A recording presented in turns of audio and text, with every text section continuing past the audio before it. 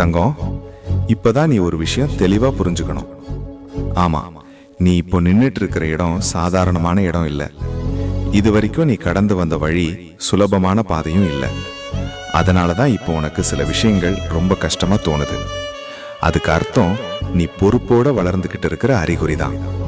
நீ எல்லாருக்கும் புரியிற வழியில போகல, உன் மனசுக்கு சரின்னு தோணுற வழியில தான் நீ போய்கிட்டு இருக்க. அதனாலதான் சில நேரம் நீ தனியா நடக்கிற மாதிரி தோணும். அது ஒன்றும் தவறில்லை தங்கம், அது உன்னோட தலைமைக்கான அடையாளம் தான்.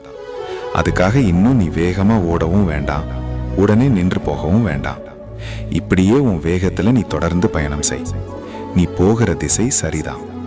அதுக்கிடையில சந்தேகம் வருதுன்னா அது உன் மனசு வளர்ந்து அடுத்த நிலைக்கு தயாராகுது என்பதற்கான சின்ன சிக்னல் தான். அதனால நீ நிம்மதியா இருத்தங்கம். உன் அப்பா உன்னை சரியான பாதையில தான் கூப்பிட்டு போறேன். ஓம் நம சிவாய.